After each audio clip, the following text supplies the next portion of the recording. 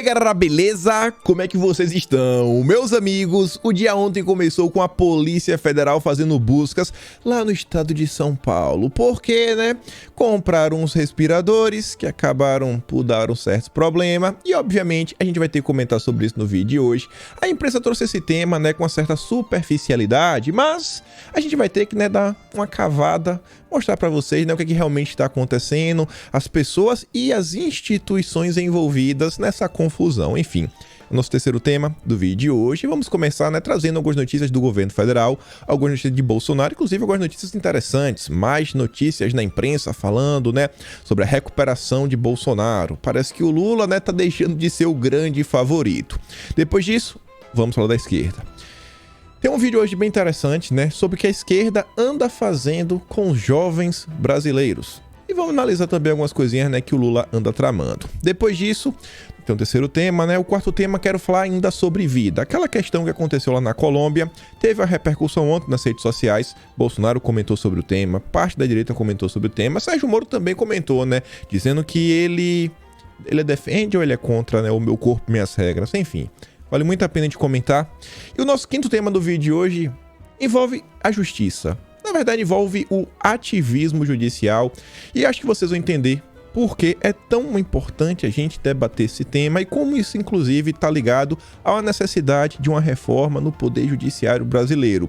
E, por fim, o nosso sexto tema. Ontem tivemos um pequeno embate entre Sérgio Moro e o Flávio Bolsonaro. O Flávio escreveu um artigo na Folha de São Paulo falando, né, sobre quem é o culpado pela soltura do Lula. O Moro e o antagonista não gostaram, partiram para o ataque. A Folha de São Paulo também soltou a matéria ontem contra o Flávio e tem algumas coisas que são bem interessantes que eu acho que vale a pena a gente pontuar, que também, né, giram em torno, né, sobre ativismo judicial, justiça, o que é lava-jatismo, o que não é operação lava-jato. Mas enfim, vamos começar aqui, governo federal, e vejam só.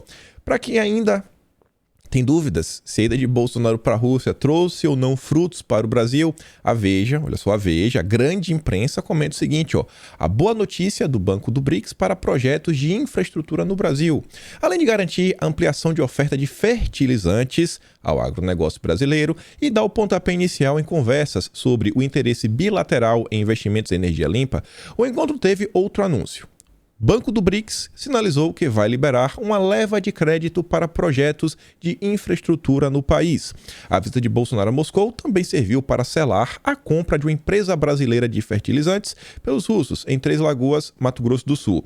Os compradores já anunciaram que pretende ampliar a fábrica que estava desativada de forma a aumentar a oferta de insumos produzidos no Brasil e tentar, né, que o Brasil localmente produza de forma que seja independente do resto do mundo. Elisa fala: o Bozo foi passear na Rússia. Sim, a viagem do presidente Bolsonaro à Rússia na última semana tem rendido bons frutos ao Brasil. E aí ontem também vimos mais um sinal de despiora. Dólar cai para R$ 5,05, menor valor desde julho de 2021. E eu, particularmente, sou a favor, né, de R$1 valer $2. É o contrário, né? $2, R$1. R$1 é $2. Eu sou desse time. Quanto menor o dólar, melhor, né? Inclusive para facilitar, né? Pô, minha mãe vem aqui me visitar, meu pai, todo mundo. E, pô, complicado, né? Imagina aí ter que viver aqui, até para viver aqui. Imagina receber uma ajuda, alguém quer me ajudar, me dá R$1, o real vira 25 centavos.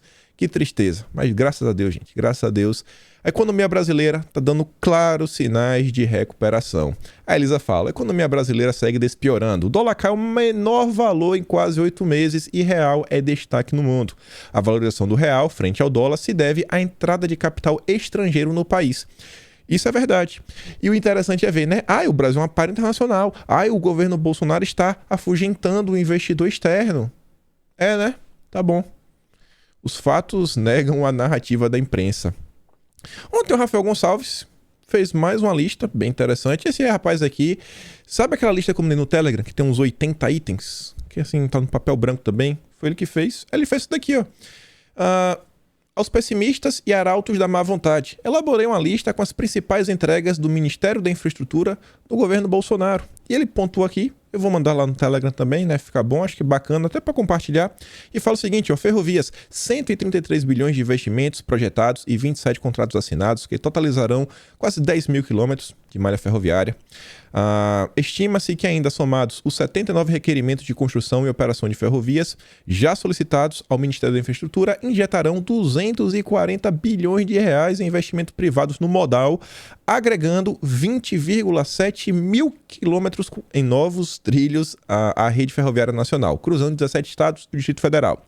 No âmbito das rodovias, 6.100 quilômetros de rodovias pavimentadas, duplicadas ou recuperadas. Concessões de rodovias garantiram 37,3 bilhões de investimentos no setor ao longo dos próximos anos. Mais de 57 mil quilômetros de estradas federais estão cobertos por contratos de manutenção periódica e concessões. Depois coloca ali aeroportos, portos. Não vou ficar lendo tudo, né? Que eu sou repetitivo. Vou mandar lá pro Telegram. Então vocês dão um pause no vídeo, dá uma lida, bate o print, enfim.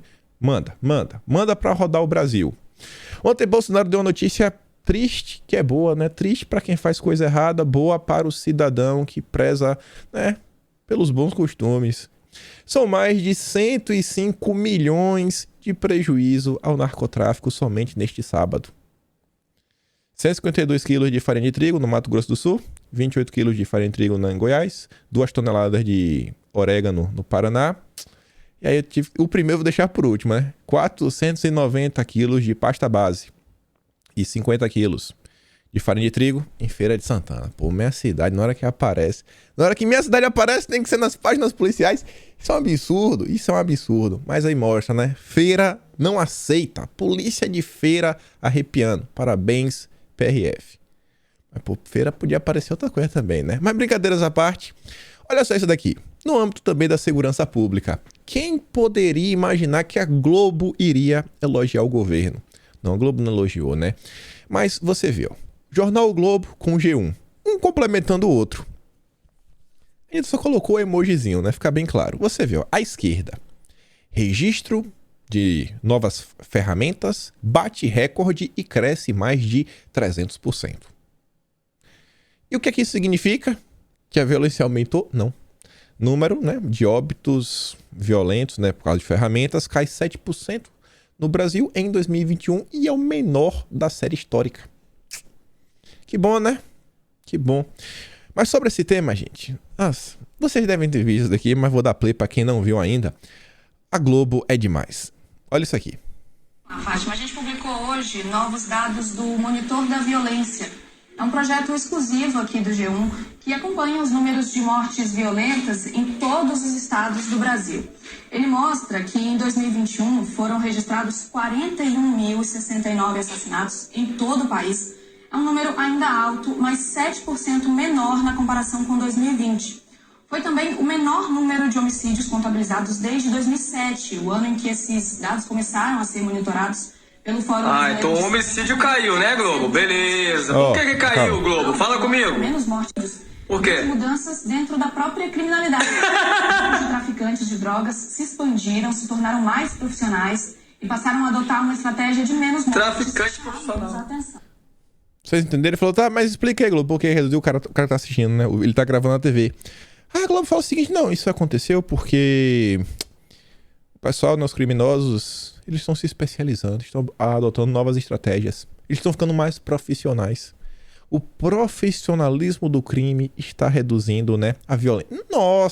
Nossa, Rede Globo, o que esperar da Rede Globo? Sempre se superando. É uma grande piada, né? É uma grande piada. Isso daqui também que é engraçado, né? Aquela notícia que a gente olha, pode até ser, né, para criar aquela narrativa. Algumas pessoas falam o seguinte, não, a imprensa solta essas notícias que Bolsonaro vem recuperando, quer os apoiadores do governo, começa a acreditar nas pesquisas, para depois eles jogarem uma pesquisa ruim e falar aí, ó, ué, vocês deixaram de acreditar na pesquisa? Até pode ser, mas enquanto isso, pelo menos eu vou dar um pouco de risada que ainda pode, né? Em vez de cair, Bolsonaro recupera pontos lentamente e não está fora do segundo turno. Ou em algum momento achou que Bolsonaro estaria fora do segundo turno? A alta rejeição não define a derrota de Bolsonaro desde já. Ele não é um adversário fácil, nem um centrão, está prestes a abandonar o barco. Assim como o trumpismo nos Estados Unidos, o bolsonarismo está enraizado no Brasil. É, né? Tá bom. O povo não é bobo. Rafa Balboa fala na segunda linha, né? O povo brasileiro não é bobo. E aí vamos entrar na parte do povo, né? Que é meio bestinha, né? O povo que ainda resolve acreditar nos petistas. Vejam só. Isso daqui, inclusive, né, poderia vir em outro momento do vídeo, que até, inclusive, vai se conectar. Isso aqui pode se conectar quando a gente falar da vida. Mas vejam só. Porque a esquerda, né, posta uma coisa, depois posta outra. Época de eleição, a gente vê a Manuela Dávila indo na igreja, junto com a Haddad. Mas você viu, matéria do Globo, ditadura na Nicarágua expõe divergência na esquerda. Textão gigante, exemplos. Mas o Leonardo Coutinho, ele resume em 3 linhas. A palavra correta não é divergência, mas sim oportunismo. Lembre-se que em outubro haverá eleição. A esquerda, que está criticando a Nicarágua, só tem uma única razão. É para não pegar feio, né, no discurso, por causa das eleições. Só. Não tem divergência. Eles são todos iguais. É isso que eles defendem. O Lula já deixou bem claro. Mas tem gente que cai no canto da sereia. E sabe por que isso acontece? E é o que eu falei pra vocês. Cara, eu não tô acreditando. Eu vou dar play no vídeo, eu vou mostrar as imagens. A Elisa fala o seguinte. Quem eu vi trazer o vídeo foi a Elisa. Protejam seus filhos.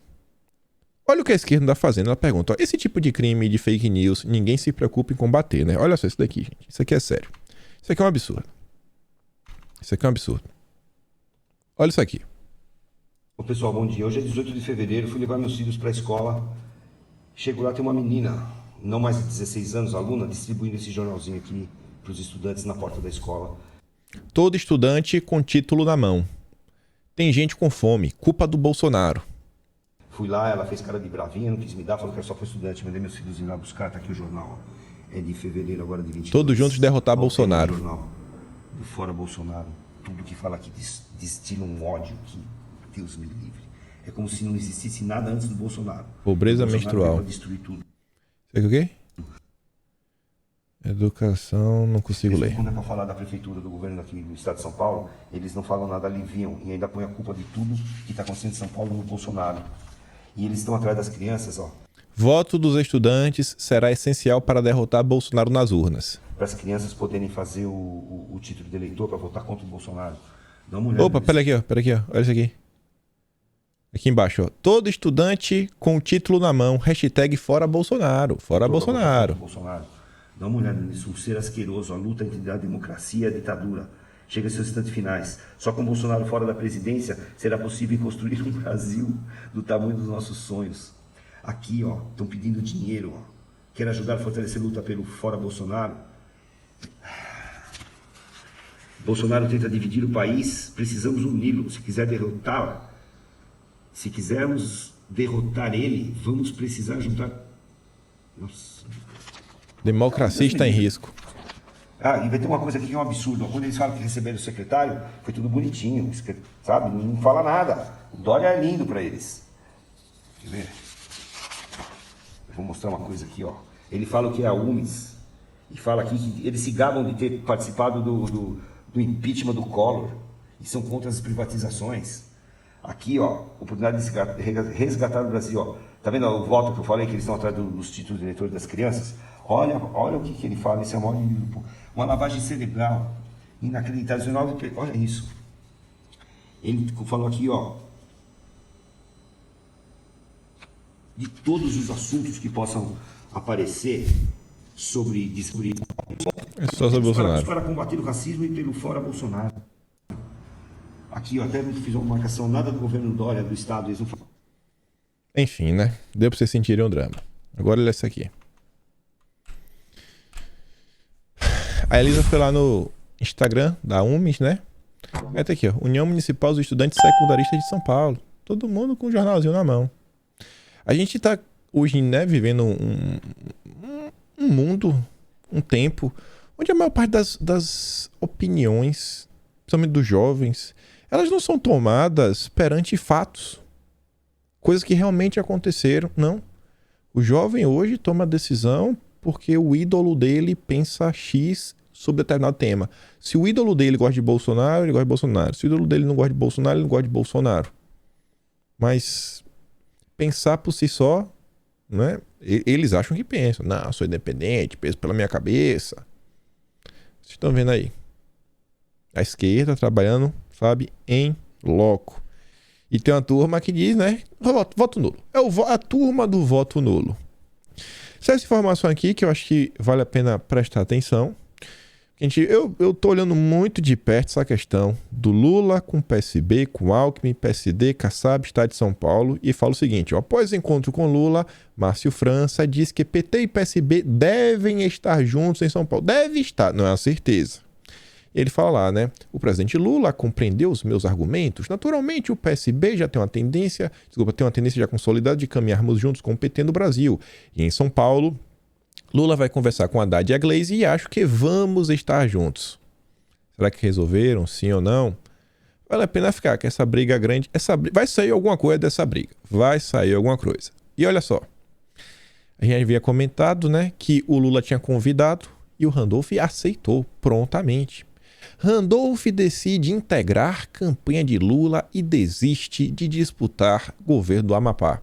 Randolph, lavajatista, amigo do Deltan Dallagnol, né? Tá bom. Aí eu pergunto a vocês, qualquer ação que o Randolph Rodrigues tomar a partir de agora será uma ação eleitoral para ajudar o Lula, já que ele faz parte da campanha do Lula? É por isso que ele está se integrando, que é pro Lula soprar no ouvido dele, o que é que ele tem que fazer?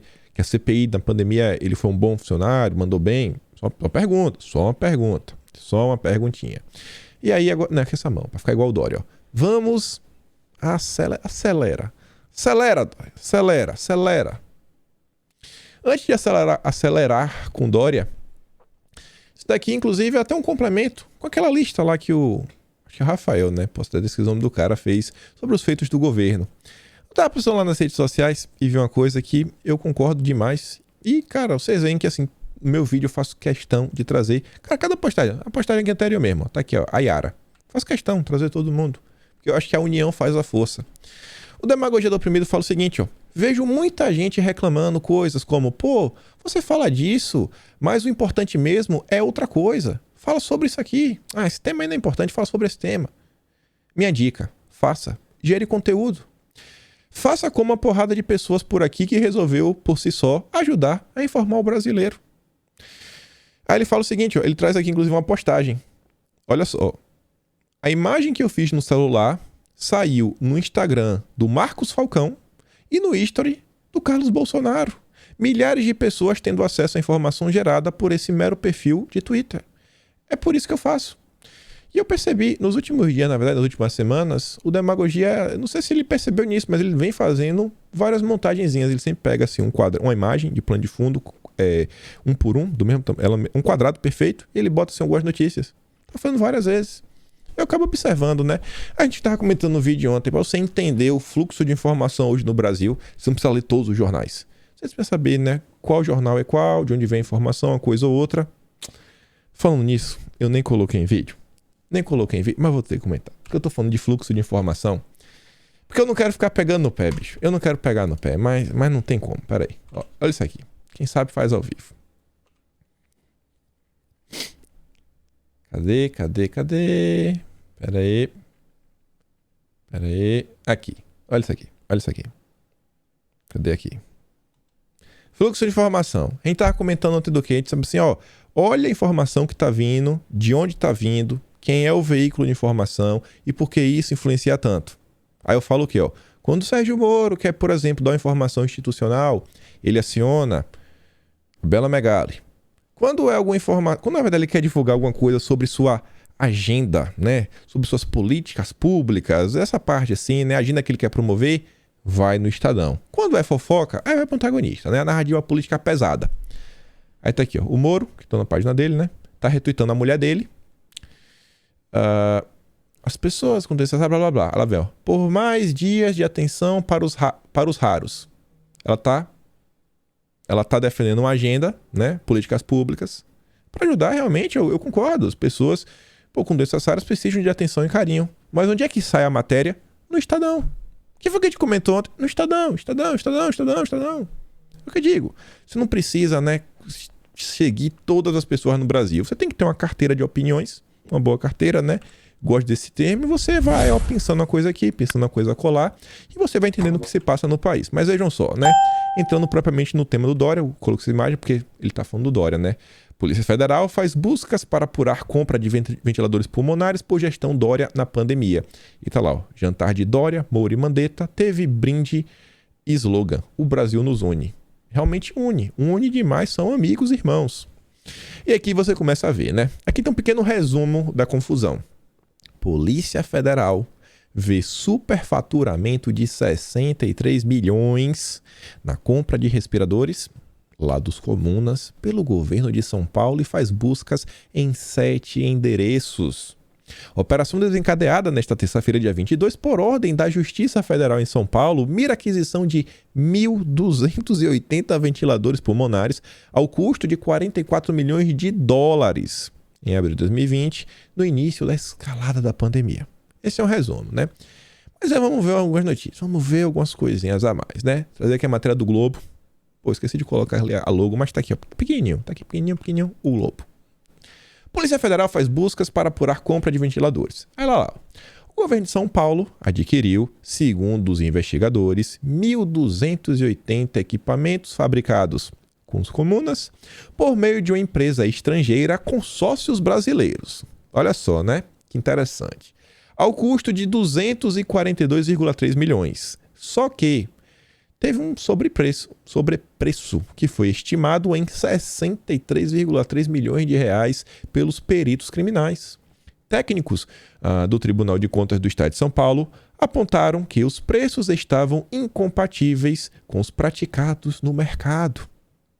Os ventiladores foram adquiridos sem licitação. Olha só. E isso que é interessante. O Globo deveria ter ido um pouco mais a fundo. O Globo traz essa explicação aqui, ó. Procedimento que havia sido autorizado em razão da emergência sanitária para a compra e importação de produtos e equipamentos que ajudassem no combate, né, à pandemia. Isso é verdade, realmente foi. Só que, por mais que foi sem licitação, não tem uma cereja, tem uma maçã em cima do bolo. Uma maçã, talvez uma jaca. Uma melancia, né? Uma melancia maior que a jaca, depende, né? Mas vamos em partes, né? Por partes. Olha essa matéria. Ainda em 2020, Yahoo, vendedor de respiradores de Dória é investigado por fraude milionária no Paraná.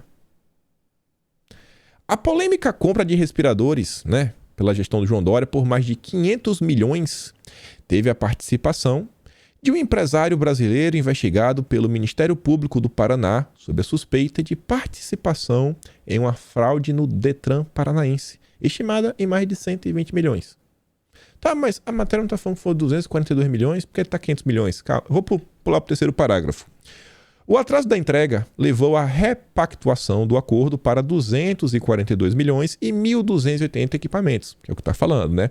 Uma adequação do valor adiantado, olha só, adiantado pelo governo paulista em abril à intermediária Richens Harrison, empresa para a qual Pantazes trabalhava. Então veja, ó, o Dória, a gestão, né, do Dória, a gestão Dória, fez uma compra, a empresa envolvida lá, ó, Richens Harrison, que tem um cara lá, o tal desse Pantazes. E esse cara é um cara que já estava sendo investigado pelo Ministério Público do Paraná. A gente sabe que é sem licitação, mas não tinha ninguém melhor para você comprar, não? Não tinha, não. Pô, sabe, não tinha ninguém mais vendendo, tinha que comprar de uma empresa que tem um cara ligado que tá com a suspeita de participar. Não é culpado, né? Tá suspeita, sendo investigado. Cadê o compliance? Cadê o compliance que o Sérgio Moro tanto preza, né? Não, tem que ter compliance, regras, né, de transparência, bons costumes, que é pra você evitar, né, que esse tipo de coisa aconteça. Tá vendo, né? Compliance pra você, pros meus amigos, compra sem licitação de empresa que tem aí um dos caras envolvidos, né, que já estava sendo investigado pelo do Paraná, lá de Sérgio Moro. Aí pode. Aí Sérgio Moro, ó, calado. Não falou nada do Dória, não até falou do Dória. Já mostra que ele falou sobre o Dória. Só que olha esse segundo parágrafo. Basile George Pantazes foi alvo em março deste ano de uma ordem judicial de busca e apreensão em sua casa em Brasília, na operação batizada de Taxa Alta, e teve os bens bloqueados pela Justiça em maio, segundo o GAECO do Paraná, Grupo Especial de Combate ao Crime Organizado. Ponto. Uma coisa que eu não comentei. Essa operação da Polícia Federal, ela é ou não é combate à corrupção? Porque Sérgio Moro, ele sempre critica, né? O governo abandonou o combate à corrupção. Não só Sérgio Moro, mas o Deltan Dallagnol e várias pessoas dizem que Bolsonaro destruiu a Lava Jato. Principalmente quando ele indicou o Aras, o petista na PGR, que o Aras acabou com a Lava Jato e tudo mais. Gente, o que foi que o Aras realmente fez? Ele falou que ele ia acabar com esse esquema de força-tarefa. Que é um Deus nos acuda. Você não sabe onde começa, onde termina. Quem são as pessoas. Quem é chefe de quem. E o que foi que o Aras criou? As GAECOs. Foi o direcionamento que o Aras deu. Olha a GAECO aí. Olha a GAECO. É por isso que o Sérgio Moro tô com tanta raiva do Aras? Aí a GAECO. Tá funcionando, né? Pelo visto. A GAECO está funcionando. Mas eu falei que fica mais interessante. Era só sobre isso daqui, o cara envolvido. Por isso que você falou... Não. Lógico que não. Lógico que não. Eu tinha a mais pura certeza. Uma mais pura certeza que eu ia achar alguma coisa entre o Dória, sabe? E a galera daquele país lá. Eu ia achar alguma coisa, assim... Não do Dória, provavelmente, mas assim, sabe, o grupo lead. Eu sabia assim, cara, vai ter alguma coisa aqui. Alguma coisa pra falar, olha, eu sabia que tinha. Aí eu abri o Google, eu botei Dória, o nome daquela primeira empresa, né? Hitchens. Como é o nome? Hitchens Harrison. Aí, não botei, eu botei Dória, não apareceu. Aí depois eu botei o nome de outra empresa. Dória, tua empresa. Não apareceu. Que são duas empresas aí que é citado na matéria. Aí depois eu falei, pô, não. Aí depois eu botei... eu lembrei, pô, já sei. É Invest São Paulo. Invest São Paulo, aquele escritório, né, que o Dória se orgulha, que inclusive ele abriu uma filial lá no país, abriu uma filial que é para facilitar o comércio. Aí eu digitei, né, Invest São Paulo, Hitchens Harrison. E aí eu me deparei com um documento público, né, aquele documento, o .gov, não sei o que lá, Comissão Parlamentar. Eu falei, opa, Comissão Parlamentar de Inquérito, CPI. Pera aí, pô. E é uma CPI. Isso daqui foi um requerimento, inclusive da Janaína Pascoal, em 2020. E olha como a coisa fica interessante. Tá lá, ó. Requeiro nos termos regimentais a colenda da Comissão Parlamentar de Inquérito das quarteirizações instauradas nesta casa. Tá aí, né? Blá, blá, blá. Aí o que é interessante? Lá no meio do requerimento, ela comenta sobre o gado dos respiradores. Fala o seguinte, ó. Além disso, diante dos fatos aqui descritos, a segunda subscritora, por ocasião da reunião da Comissão de Constituição, Justiça e Redação, que contou com a participação da Procuradora-Geral do Estado de São Paulo, a exímia senhora doutora Maria Lia Pinto Porto Corona, indagou a procuradora acerca da ausência de documento que comprovasse, olha só, o vínculo deste senhor com a empresa Hitchens. Cadê o vínculo desse senhor com a empresa Hitchens? Tava um cara, né? E olha só. E foi perguntado para a procuradora se é lícito, se seria lícito que a Invest São Paulo indicasse a empresa a ser contratada pelo Estado conforme ocorreu no caso em tela. O Invest São Paulo indicou a empresa. Rapaz, aquele grupo que tem um escritório que o Dória abriu lá no país para falar que ia facilitar a compra e venda, né, entre os países. As folhas 275 foi juntada à manifestação com data de 10 de abril de 2020, subscrita pelo presidente da Invest São Paulo, Wilson Mello, a gente vai falar dele, alegando ter a empresa Hitchens Harrison forte experiência no comércio internacional e que seu sócio proprietário, o senhor Pedro Moreira Leite, goza de reconhecida experiência em comércio exterior. Afirmou que a participação da Invest São Paulo no processo se dá pelo seu papel de interlocução com o setor privado e, nesse caso, especialmente pela existência de filial em Xangai. Olha só, não, nós temos um escritório em Xangai. Quantas vezes, pessoal, eu já falei assim em vídeo, é mais ou menos assim a frase, ó. Você tem um lado querendo vender, você tem um lado querendo comprar. O que mais falta, se não, né, um despachante? Esse é o escritório, aí você vai ter tudo, né, contador, Olha só, né, Invest São Paulo, quem diria, né, um dos grandes frutos da gestão João Dória. Aí eu falei que a gente ia falar um pouco do Wilson Mello. Olha só uma matéria. Pequeno resumo. Investe São Paulo Day em Xangai reúne banqueiros, empresários, comunas e brasileiros. O nome do site é português, um site internacional. O presidente da Agência Paulista de Promoção, Investimentos e Competitividades, a Investe São Paulo, Wilson Mello Neto. A agência Investe São Paulo serve como uma plataforma para investidores comunas em São Paulo, fornecendo consulta e serviço comercial, tributário e ambiental. Tá ali, a gente vai resolver tudo. A gente vai resolver tua licença ambiental, a gente vai resolver pronto, tributário, compra, venda, tudo. Aí tá lá, ó, Invest Day. Olha só, Investe São Paulo Day. Aqui, ó, olha, missão. Olha o nome da missão, né? Olha aqui, o Investe São Paulo. Tá entendendo? Aí você tá vendo agora os frutos, né? A Polícia Federal tá tendo que trabalhar. A Polícia Federal tá tendo que trabalhar. E o Moro, ele comentou sobre o tema? Sim, graças a Deus, né? Dessa vez... Ah, rapaz, não botei aqui. Acho que eu não coloquei aqui. Acho que eu coloquei. Ah, não, coloquei. Coloquei. Mas a gente fala isso, né? PSDB também. Ministério Público Federal pede condenação de Aécio Neves por corrupção passiva. Caso envolve suposto recebimento de R$2 milhões em propina de Joesley Batista, ex-presidente da JF. Olha só, né? Sobre o Aécio, o Moro não falou nada, mas sobre o Dória, ele não ficou calado. Temos aqui os principais assessores de comunicação do Sérgio Moro, o seu Cláudio Dantas. Moro elogia o Dória e diz não haver muito tempo para união. A gente já deveria estar unido. Concordo demais. Mas sobre a operação, Polícia Federal, corrupção, ó. Total silêncio do Sérgio Moro. Lembrando que o Moro continua em silêncio sobre as palestras de 77 mil.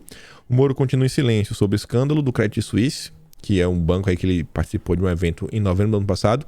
E o Moro continua em silêncio sobre a matéria da Folha de São Paulo, que diz lá, né, que o relatório de inteligência do TCU aponta contradições de Moro em pagamentos da Álvares e Marçal. Caladinho, eu fiz questão de relembrar lá no Twitter. Mas tudo bem, né? Aí tá aqui, ó. Dória diz que pode abrir mão de candidatura mais adiante para viabilizar a terceira via. Falei isso ontem. Moro diz que a união da terceira via é factível. É por isso que o Moro não está criticando o Dória? Boa pergunta, né? Mas o Moro com certeza não vai responder. Avançando aqui no tema, quero falar sobre vida. Foi um tema aí que rodou o dia de ontem. Sabe a Manuela Dávila? A gente comentou sobre ela. Quem viu o vídeo de ontem, eu trouxe aqui, né? O tweet que ela fez, histórico. O meu corpo, minhas regras, até 24 semanas, 6 meses de vida. Um tema de saúde pública, né? Não é de defesa da vida, né? Meu Deus do céu. Saúde pública foi aprovado pela Suprema Corte. Sabe esse tweet? Ela botou um vídeo. Ela apagou. A Manuela Dávila apagou. Mas o print é eterno. E a pergunta que fica é, será que foi o Lula que ligou e falou, Manuela apaga porque isso vai me prejudicar? Será que foi o Lula? Por que a Manuela apagou? E o Fábio Gomes recuperou. Na verdade ele achou, né? Mas a Manuela parece que também apagou. Uma postagem que ela fez em 2018. Maria, ninguém comemora, né? O óbito de bebês. Até porque na 12ª semana, período máximo de realização do procedimento, ainda não há um bebê, e sim um conglomerado de células. Olha como é que ela vê as coisas, né? E tá aqui a postagem, ó. 3 anos atrás. 3 de agosto. Às 4h20 da... 4h20, né? Diga nada. Essa Manuela, viu? O povo não é besta não, mano. O povo não é besta não. Por outro lado, não tinha como esperar nada diferente, vindo do nosso presidente. Que Deus olhe pelas vidas inocentes das crianças colombianas, agora sujeitas, né, a serem ceifadas com anuência do Estado no ventre de suas mães até o 6º mês de gestão. Sem a menor chance de defesa. No que depender de mim, lutarei até o fim para proteger a vida de nossas crianças. E ainda foi além. No Brasil, a esquerda festeja e aplaude a liberação até o 6º mês de gestação, lamentavelmente aprovado na Colômbia. Trata-se da vida de um bebê que já tem tato, olfato, paladar e que já ouve a voz de sua mãe. Qual o limite, cara, da desumanização inocente? Todos nós, já nos emocionamos com a história de prematuros que sobreviveram. E por fim ele fala: quantas mães e pais não lutam com todas as forças para proteger a vida de um filho que nasceu prematuro? Quantos não choram quando perdem essa batalha? Essa luta nunca foi nem nunca será em vão. Ela existe porque existe uma vida humana a ser protegida ali. Tá claro, né? O que ele defende. Que depender dele, não vão dar um passo para frente. Nenhum. Zero. Essa é uma matéria logo no início da manhã de hoje, também às 4 horas da manhã. Brasília vê chance remota de alterar leis, né? Após decisão na Colômbia. Bolsonaristas barram flexibilizações no Congresso, mas não emplacam endurecimento das regras. Isso aqui é... Grave isso daí, né? Você consegue barrar algumas coisas, mas mudar algumas coisas que já existem não é tão fácil. Uma vez que já tem a regra para você mudar, dá um trabalho maior. Grava isso que vai fazer sentido lá na frente. A Folha de São Paulo trata como interrupção. Deu um pause, apertou um botão. Ó. Dá o pause aí no filme que a gente volta para assistir. Para o vídeo aí, dá um pause aí no vídeo. Interrupção, gente. Não dá. Bolsonaristas e as bancadas religiosas travam qualquer avanço na liberalização. Então tá bem claro, né? Quem é que defende a vida no Brasil? A esquerda tenta, mas não vai. E aí que vem o marreco. Já às 7h50 da noite, depois de tomar pressão por todos os lados, inclusive de seus próprios apoiadores, e foi por isso que acho que ele se pronunciou, as próprias pessoas que seguem ele falaram: e aí, Moro? Vai falar do tema ou não? Qual o seu posicionamento? Aí ele falou o seguinte: não concordo com a liberação através de tribunais, como foi feito na Colômbia. Pior ainda se for até o 6º mês. Se for via Congresso, ele aceita. Se for via um MP presidencial, um decreto, ele aceita. Ele só não aceita se for judiciário. Temos o compromisso de manter a lei atual e indicar para o Supremo magistrados contrários à aplicação por decisão judicial. Então, se não for decisão judicial, pode. Aí o Felipe Barros pergunta o seguinte: peraí, qual é a verdadeira opinião do Moro sobre o tema? O Moro juiz, que em sua tese de doutorado defende a legalização através do ativismo judicial, ou o Moro candidato, que diz ser contrário apenas pelo judiciário? Quem que tá certo nessa história? Qual dos dois Moros? Qual versão do Moro? Bom, vamos voltar na tese de doutorado do Moro. Isso aqui é interessante e vai se conectar com o nosso próximo tema. Vejam só, né? Na página 41 da tese de doutorado do Moro, tinha deixado o link lá no Twitter para quem quiser ver na íntegra, você vê que o Moro já fala, né, com as palavras da esquerda. Isso, 2002. Interrupção da gravidez. Dá uma pause. Dá um pause aí. Você vê, ele já desumaniza a questão, a situação, né? Dá uma pausa. Olha só, é de boa. Só uma pausinha, cara. Não pega nada. Não pega nada. Aí lá pra frente, página 42, tá escrito o seguinte: o interesse estatal pela proteção da saúde da mulher tornava-se preponderante apenas ao final do 3º trimestre. Antes desse período, as estatísticas demonstravam que a mortalidade presente na prática era inferior à mortalidade decorrente dos partos normais. Portanto, só a partir do 1º trimestre, o Estado poderia estabelecer exigências médicas especiais para a prática, mas apenas com o fim da proteção da saúde da mulher, exigindo, por exemplo, qualificações especiais para o profissional responsável pela operação médica. Não, quer até 3 meses, cara, não tem nada com a mulher, então tá de boa, sabe? É só depois disso daí que tem que ter um cuidado um pouco maior. No que se refere ao interesse pela proteção à vida em potencial, o compelling point ocorreria somente a partir de sua viabilidade, ou seja, após 28 semanas, quando a vida do feto fora do útero torna-se viável. O Moro está dando uma repercussão, né, algumas decisões, ele está fazendo alguns relatos, né, fazendo assim, uma retrospectiva histórica. Mas óbvio, do lado que ele curte, né? É lá na página 44 que a coisa realmente fica descabida. Apesar das críticas ao julgado e mesmo pressionada com a sucessiva indicação de juízes mais conservadores, a Suprema Corte não revisou o princípio estabelecido em Roe, embora tenha tomado decisões que, de certa forma, limitaram o alcance do direito à lei reconhecido.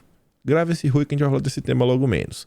Não é objetivo deste trabalho crítica aprofundada sobre a decisão, embora diga-se em seu favor que ela, de certa forma, representa uma solução intermediária para a questão, satisfazendo em parte as duas correntes absolutamente opostas sobre o tema, o que não deixa de ser razoável em vista de um improvável consenso sobre ele. Tal decisão, talvez, mais que qualquer outra, ilustra o papel ativo da Suprema Corte. Esta, mesmo diante de um tema absolutamente controvertido, tomou para si a responsabilidade, para o bem ou para o mal, de decidir a questão. Pô, meu mano falou ali que negócio de decisão judicial, não, contra. Ele não tá falando que, pô, para o bem, para o mal, tomou, né? Teve coragem, papel ativo da Suprema Corte. Esse Moro tá demais, né? Tá demais. Aí o Demagogia, mais uma vez nas imagens dele, né? Já encontrei o padrão. Faz um quadrado com a imagem de fundo e coloca as notinhas. Aí ele fala o seguinte, ó. O que Moro pensa sobre a situação? E aqui, na verdade, ele traz algumas matérias que você vê em torno do Moro. Rosângela Moro funda a ONG com seu nome, Instituto Rosângela Moro, né? Advogada, esposa do Moro, atuou como Procuradoria Jurídica de Federações das APARs e em 2017 fez lobby no Congresso por aprovação de projeto que cria um fundo de reserva nas parcerias entre a administração pública e organizações da sociedade civil. Já achou um jeito de financiar, né? Mas tá ali, ó. Quem somos? A Wolf Moro, Sociedade de Advocacia, blá, blá, blá, blá, blá, blá, blá, blá, blá. Aí no final ela fala, né, que a advocacia dos Moro, né, estão sempre atentos aos princípios norteados do Pacto Global, que é da ONU. E esse Pacto Global, né, apoia ideologia, né, e meu corpo, minhas regras. E lembrando, você vê aqui, né, a gloriosa amiga do Sérgio Moro, Ilona Zabor, com Jorginho Soros, FHC. Falar do Moro, pessoal. Olha só, quando a gente fala do Lula, a gente fala do PT, a gente fala da esquerda. É a mesma coisa, é um grupo político. Falar do Moro não é falar apenas do Moro, é falar do Moro, é falar da Rosângela, é falar do Soros, é falar da Ilona Zabor, é falar do Fernando Henrique Cardoso, é falar do Luciano Huck, Armínio Fraga, Paulo Artung, Diogo Mainardi, Cláudio Dantas. É a turminha, é a famosa terceira via, é falar do Dória, é falar de Nova Rota da Seda, é falar de ativismo judicial, é falar de corte internacional, né, da Ucrânia. Você vê, é o mesmo grupo, sabe? Muda o nome, muda o sobrenome, muda a roupa, mas no fim você vê, a ideia dessa galera tá tão conectada. É porque assim, você fala do tema de forma assim, abrangente, genérico, você não consegue conectar com a realidade, você não consegue ver de onde que esse tema tá sendo enfiado goela abaixo da sociedade brasileira. Aí quando você começa a ver as pessoas falam, ó, esse cara tá com isso, tá com isso, tô conectados, tô entendendo agora eu tô entendendo. E aí o Felipe Martins fez uma baita thread, vou adiantar porque ainda quero comentar outras coisas, que ele comenta sobre o que o governo fez, além de se pronunciar, né? Não é só falar, mas olha só, além de atuar para barrar medidas construídas furtivamente para avançar com a agenda, né, maluca no Brasil, como a famigerada resolução do CNS que falava em garantir o direito à interrupção legal, vamos falar assim, né? A palavra... Meu corpo, minhas regras legal. Temos buscado defender a vida desde a concepção e proteger nossas crianças. Desde 2018, Bolsonaro deixou claro seu compromisso de nomear apenas juízes pró-vida, que seja para o Supremo e todas as outras instâncias de todos os tribunais. Esse critério foi decisivo na escolha das indicações realizadas até aqui. O presidente também buscou, desde o primeiro momento, deixar claro que vetaria qualquer instrumento legislativo que visasse legalizar meu corpo, minhas regras, ou ampliar as exceções à punição da prática no Brasil, o que impediu o avanço dessa agenda em nosso país por vias legislativas. Em 2021, o Palácio do Planalto enviou ao Congresso Nacional o projeto de lei que instituiu o Dia Nacional do Nasciturno e de conscientização sobre os riscos do meu corpo, minhas regras. Também incluímos a promoção do direito à vida desde a concepção até a morte natural e a proteção dos direitos do nasciturno na Estratégia Federal de Desenvolvimento para o Brasil no período de 2020 a 2031, aprovada através do Decreto 10.531 de 26 de outubro de 2020. Do mesmo modo, vetamos um artigo que submetia o Brasil à Agenda 2030 da ONU. Não precisa nem falar, né? Mas...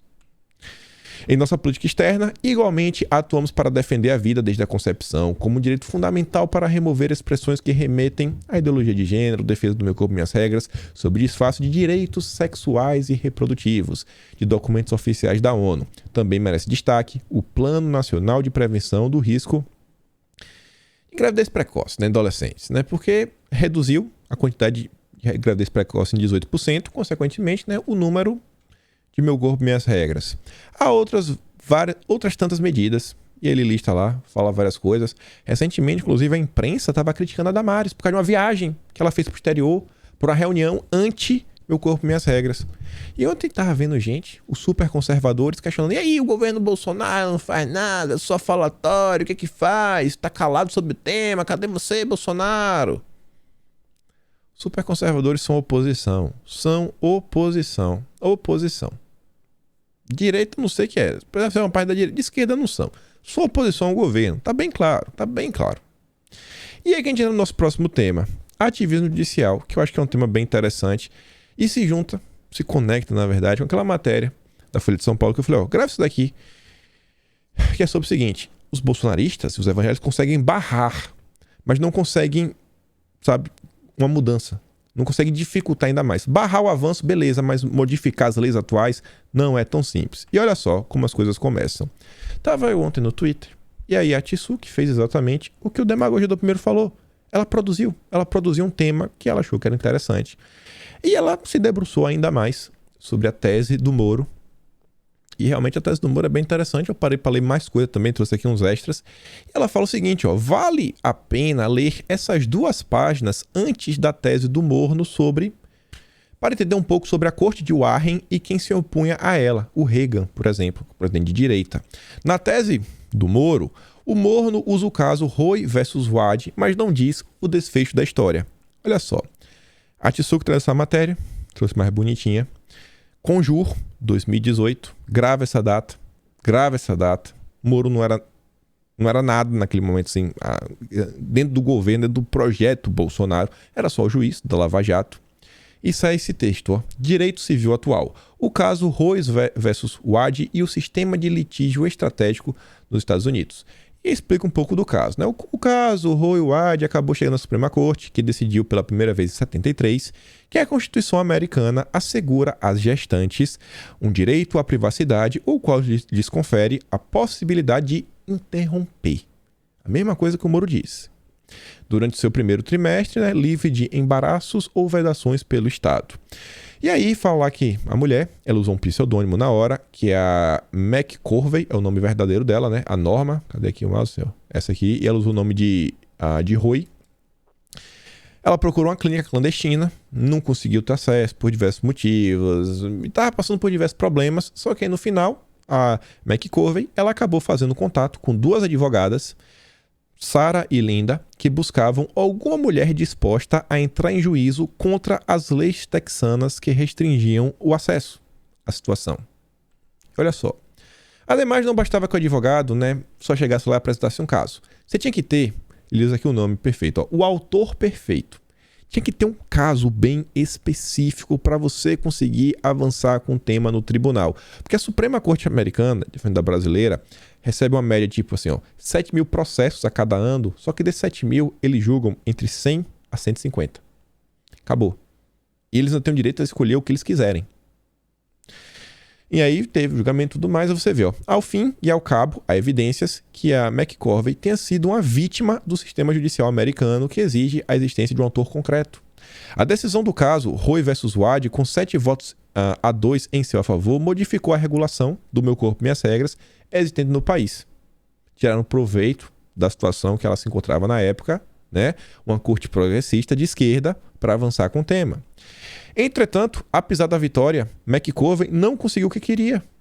Olha só, né? Então, assim, ela queria, não foi liberado a ela, porque, sei lá, demora o julgamento, ela acabou tendo o filho, acabou tendo a criança, né? E aí o pessoal tirou proveito. Os advogados de esquerda, né? Os progressistas americanos. Aí você viu, apesar da importância de seu caso ao movimento pro-choice, ela nunca tirou o menino, né? Nunca fez meu corpo, minhas regras. E o ressentimento da norma, né, da McCorvey, com a atuação de suas advogadas e do sistema judicial, ficou bastante claro anos mais tarde, quando assumiu publicamente sua identidade como Jane Roe e veio a se tornar uma ativista do movimento pró-vida, mudando paradoxalmente o seu posicionamento. Ela viu que estava sendo manipulada, enganada. E olha só esse final. Com a crescente americanização do direito processual brasileiro, costuma-se remeter ao sistema americano como modelo a ser seguido. A experiência, por outro lado, como no exemplo vivido pela norma, né, a McCorvey, mostra como o sistema de controle de constitucionalidade difuso dos Estados Unidos pode ser cruel. Por que eu fiz todo esse contexto? Para mostrar que o caso foi complicado, tiraram proveito dela. O direito americano é diferente do direito brasileiro. Não sou especialista, vocês também não são, talvez algum de vocês seja. Mas tive que dar esse preâmbulo, essa introdução básica. Por quê? Você chega no final da matéria, tem parte de comentários, lá no Conju. Esse quadrado aqui embaixo. Ó. Revista Consultor Jurídico, 23 de abril de 2018. Moro, na época, não fazia parte do governo Bolsonaro nem nada. E você vê aqui no dia 23 de abril, teve apenas um comentário nessa matéria, porque depois de 7 dias da publicação, eles fecham a sessão de comentários. E o cara já falava o seguinte, ó, temos a influência americana no direito processual civil e penal de alguns pensadores europeus na filosofia do direito. Alguns advogados dizem que o direito processual adotado pelo doutor Sérgio Moro é medieval, sabe, do tempo das cavernas. Realmente, um Frankenstein jurídico. É produzido pelos juristas tupiniquins. O Moro tá lá envolvido, a influência do direito americano, tudo mais, entrando no Brasil. E quando você vai para a tese do Sérgio Moro, o que é que você vê? Neste trabalho, ter-se como base a investigação, a experiência brasileira, por motivos óbvios, e também a experiência norte-americana. O Moro sempre foi, né, um cara apaixonado pelo direito americano. Foi trabalhar até na Álvares e Marçal, né, no exterior, segundo ele. A gente não sabe o que ele fez, porque ele nunca mostrou o contrato. Mas você vê. Você vai lá para a tese do Moro. Na parte 1, não se pretende aqui exposição completa ou minuciosa da experiência constitucional norte-americana. Interessam para o objetivo deste trabalho breves exposições acerca de momentos marcantes de tal experiência. Ou seja, ele não quer se aprofundar em nada, ele só quer pegar alguns momentos. Ou seja, né, ele vai pegar alguns momentos que para ele são bastante importantes. E qual momento que o Moro pega?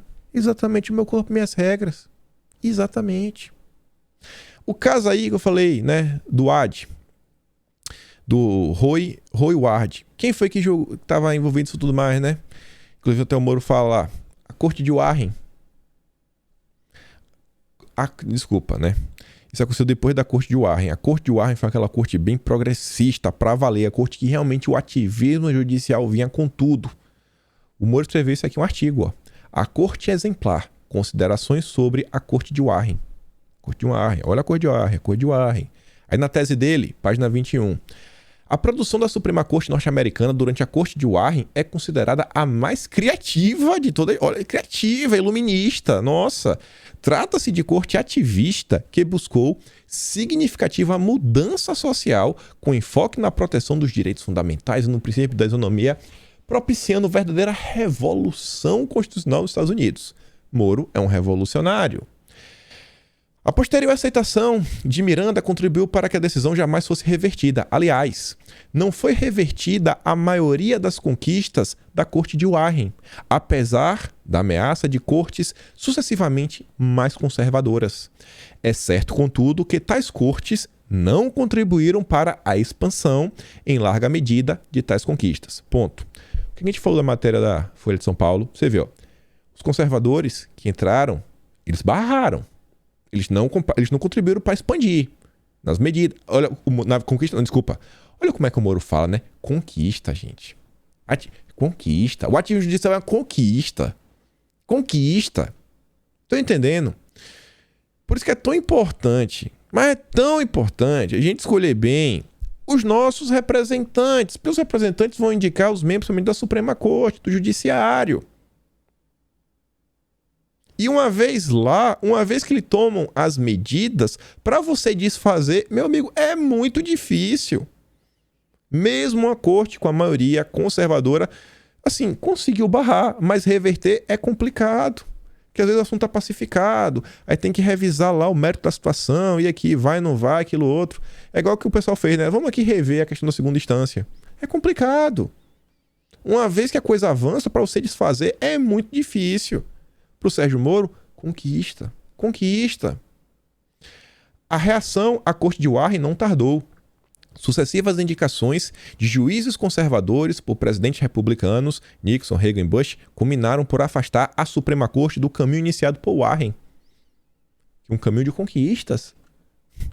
Assim, apesar das indicações de juízes conservadores destinadas à reversão da jurisprudência da Corte de Warren, as conquistas dessa permanecem. Conquista. Meu Deus do céu, ativismo judicial. Todavia, tais indicações não proporcionaram a extensão de algumas dessas conquistas, nem evolução significativa da linha jurisprudencial daquela corte. E olha o que ele disse. De qualquer forma, está assegurado à Corte de Warren por suas decisões e sua influência na jurisprudência e na doutrina norte-americana que o Moro gosta, e mesmo mundial, um lugar no panteão das grandes cortes judiciais. Essa tese é de 2002. Sabe quem está na referência da tese do Moro? Um cara que na época era advogado. Tá logo depois da letra A. Tá logo depois da letra A. Eu não vou falar o nome. Vai, olha. Era advogado na época. Hoje em dia tá lá, né? Um cara advogado na época. Logo depois da letra A, o Moro cita seu artigo. E as pessoas comentam, né? Pô, ativismo judicial no Brasil.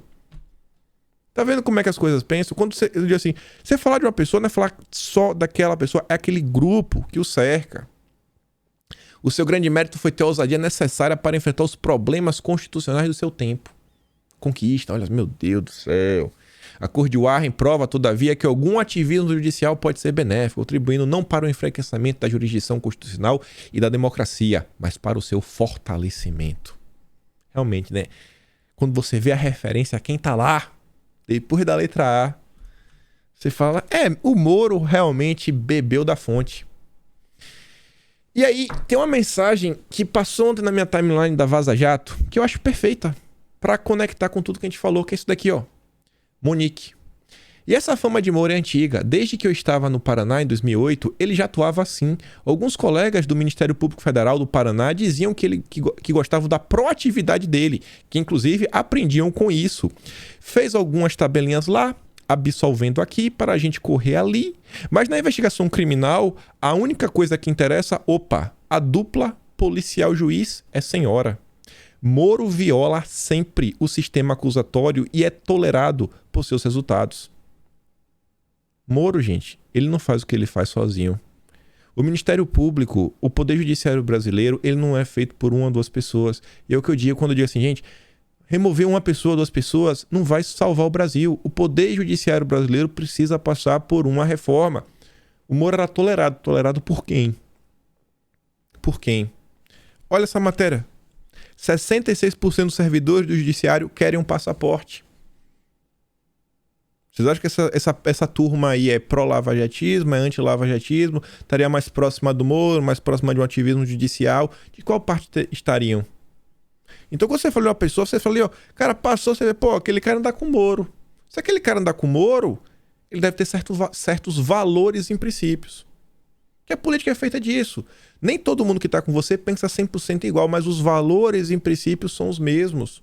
A gente sabe que quem tiver ao redor de Bolsonaro, pode, assim, não necessariamente todo mundo que tá lá é a favor de privatização. Às vezes o cara acha que é meio complicado, porque tem que ver a forma como é que a privatização vai ser feita, ou que não, a gente tem que ter alguns ativos que não dá pra vender de jeito nenhum, são essenciais ao país. Tem gente que tá perto, todo que quer vender. Tem gente que acha que tá perto de Bolsonaro, que o melhor caminho é o homeschooling. Já tem gente que acha que não, a educação clássica. Já tem gente que acha que não, cara, nenhum nem outro. O Brasil tá tão grande que o melhor caminho é focar no primeiro momento na alfabetização.